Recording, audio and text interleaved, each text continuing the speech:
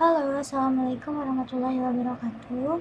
Di sini Ibu akan menjelaskan mengenai materi kita selanjutnya, yaitu hidrolisis garam ya. Hidrolisis garam, di sini hidrolisis itu berasal dari dua kata ya. Ada kata hidro dengan lisis. Nah, hidro itu sendiri artinya adalah air, sedangkan lisis itu artinya adalah penguraian. Jadi, hidrolisis di sini maknanya adalah reaksi penguraian suatu senyawa oleh air. Kalau hidrolisisnya hidrolisis garam, berarti yang diuraikan oleh air adalah si garamnya. Nah, jadi hidrolisis garam itu adalah reaksi penguraian suatu garam oleh air. Di mana suatu garam itu ketika direaksikan dengan air, dia akan terurai membentuk ion positif dan ion negatif, di mana kedua ion ini akan bereaksi dengan air berbentuk asam dan basa asalnya. Nah, perlu kalian ingat untuk ion positif itu kita sebut sebagai kation. Kalau negatif kita sebut sebagai anion gitu ya. Nah, di sini reaksi hidrolisis itu berlawanan dengan reaksi penggaraman atau reaksi penetralan, atau bisa kita sebut juga reaksi netralisasi ya, yang sudah kita bahas di pertemuan sebelumnya. Nah, di sini Ibu coba review dulu. Di sini ulang deh. Netralisasi itu merupakan reaksi suatu asam sama basa yang menghasilkan garam dengan air. Nah, tapi kalau reaksi hidrolisis itu kita balik. Jadi garamnya dulu yang direaksikan dengan air, kemudian dia akan membentuk asam dan basa asalnya. Jadi kebalikan dari reaksi netralisasi kayak gitu ya. Nah, tapi tidak semua garam itu mengalami reaksi hidrolisis. Nah, makanya di sini ada beberapa jenis hidrolisis. Ada garam yang tidak terhidrolisis, kemudian ada garam yang dia hanya mengalami hidrolisis parsial atau hidrolisis sebagian, dan garam yang mengalami hidrolisis total. Nah, di sini Ibu jelasin dulu. Nah, kalau dia tidak terhidrolisis, berarti pada saat garam tersebut dilarutkan dalam air, baik kation maupun anionnya itu tidak bereaksi dengan air. Kemudian ada hidrolisis parsial. Pada saat garam itu dilarutkan dengan air, itu hanya salah satunya aja yang akan bereaksi dengan air. Bisa anionnya atau bisa kationnya. Kemudian untuk hidrolisis total, itu ketika garam dilarutkan atau direaksikan dengan air, baik anion maupun kationnya akan bereaksi seluruhnya dengan air membentuk asam dan basa asalnya. Kayak gitu ya. Nah, untuk tahu garam apa yang mengalami hidrolisis parsial, hidrolisis total, atau garam mana yang tidak mengalami hidrolisis, itu kalian perlu tahu garam tersebut berasal dari asam dan basa apa, kayak gitu ya. Nah, di sini kalau garamnya dia berasal dari asam kuat dan basa kuat, karena dua-duanya sama-sama kuat, berarti sifatnya adalah netral. Karena dua-duanya sama-sama kuat ya. Kalau netral berarti pH-nya adalah 7. Nah, kemudian garam tersebut tidak mengalami hidrolisis. Yang kedua, kalau garamnya dari asam kuat dan basa lemah, dia sifatnya asam, karena di sini yang kuat adalah asam kan. Berarti si asam yang menang. Kemudian hidrolisisnya hidrolisis parsial, hanya sebagian. Nah, di sini asam lemah dengan basa kuat. Kalau garamnya berasal dari asam lemah dengan basa kuat, sifatnya basa, karena di sini yang kuat adalah basa, berarti yang menang sifat basanya gitu ya. Hidrolisisnya juga sama, parsial. Dan yang terakhir, kalau dua-duanya dari asam lemah sama basa lemah, si garamnya, untuk sifat garam itu ditentukan oleh Ka sama Kb. Jadi Ka itu tetapan ionisasi asam, kalau Kb itu tetapan ionisasi basa. Nah, kalau Ka-nya si asamnya lebih besar, sudah pasti dia sifat garamnya adalah asam.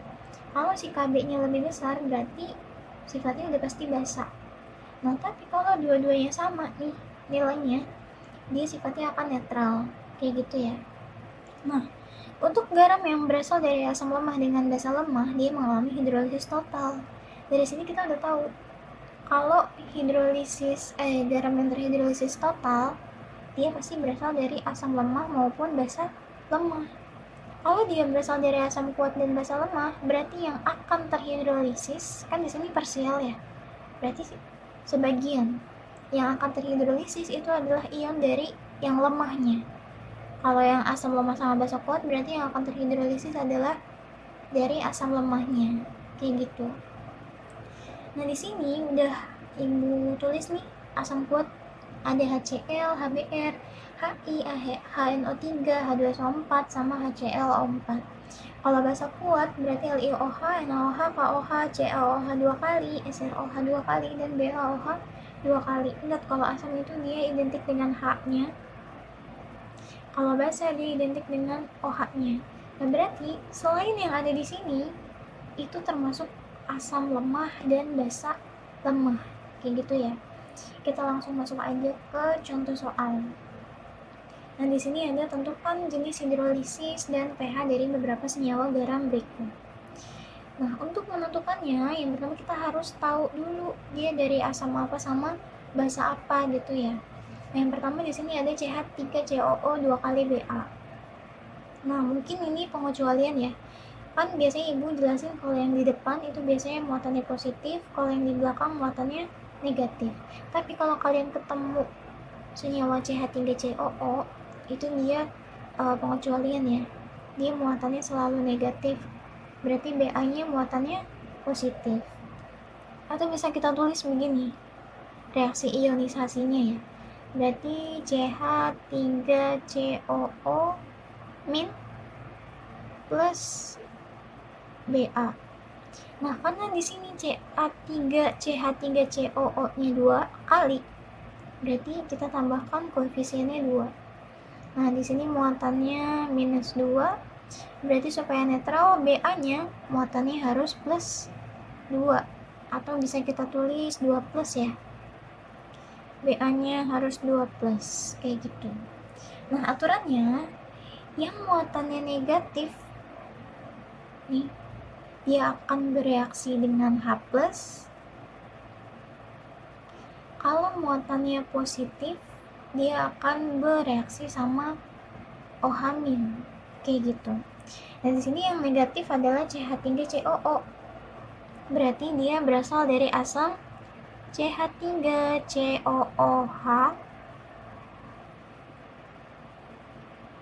Nah, kalau basanya berarti dia berasal dari basa Ba kita tambahkan OH. Tapi karena di sini dia muatannya plus 2, di sini OH-nya cuma min 1, berarti OH-nya kita tambahkan 2 kali supaya netral gitu ya. Berarti BaOH 2 kali. Nah, ini asam dan basanya.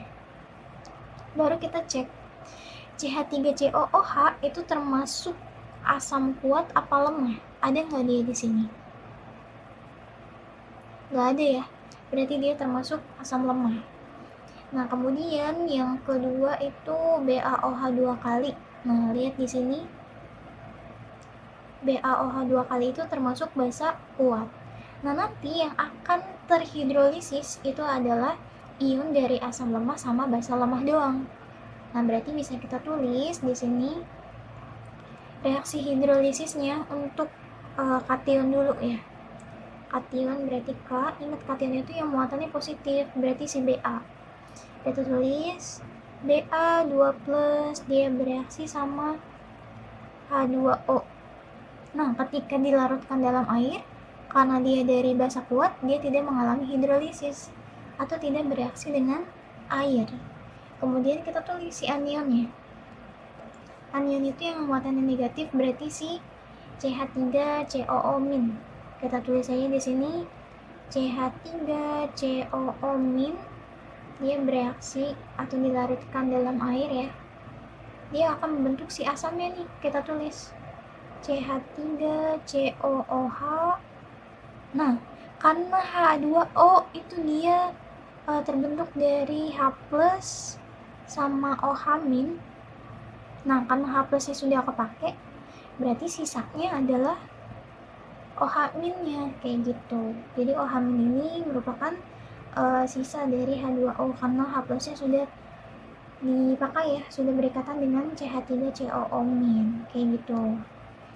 Nah, ini juga menjelaskan kenapa si CH3COO itu sifatnya adalah negatif ya. Kenapa sih nggak dibalik aja gitu? Di sini kan CH3COH, kenapa nggak dibalik jadi CH3COO gitu?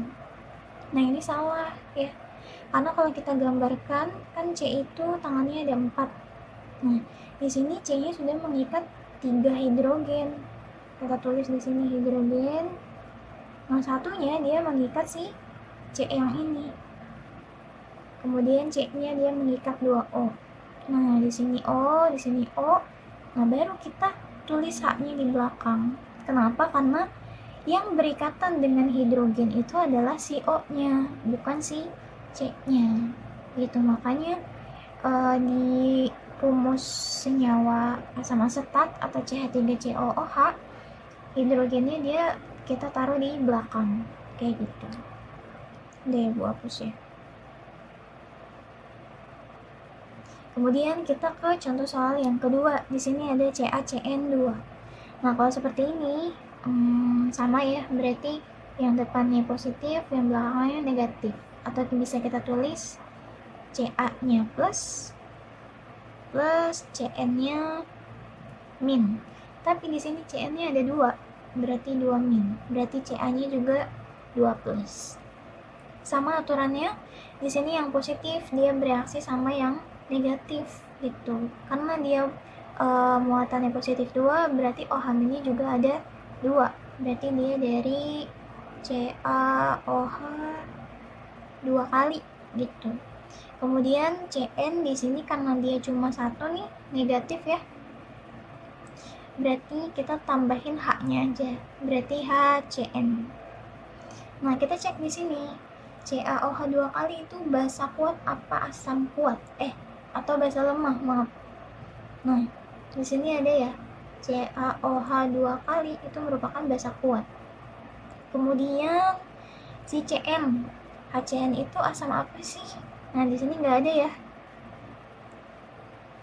HCN nggak ada, berarti dia termasuk asam yang lemah gitu. Nah, berarti karena yang lemah adalah si asamnya, berarti yang mengalami hidrolisis adalah Cn-nya aja, atau bisa kita tulis begini. Kita tulis dulu kationnya. Kalau kation kan muatannya positif ya. Kation berarti Ca2+. Ca2+ dia dilarutkan dengan air.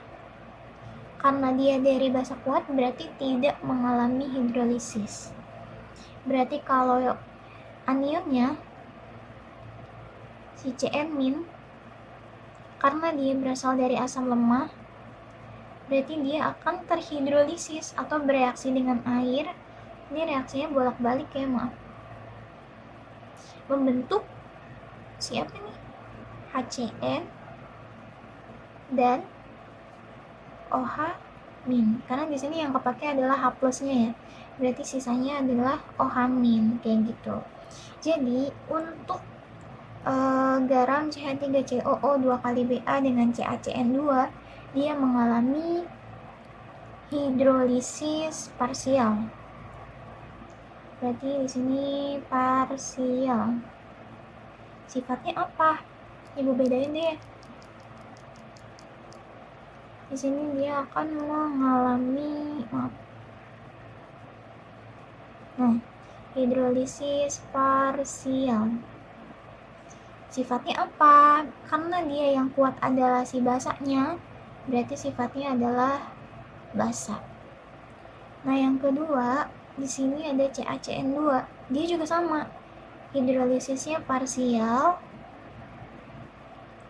Tapi sifatnya di sini karena yang kuat adalah basanya juga, berarti sifatnya basa.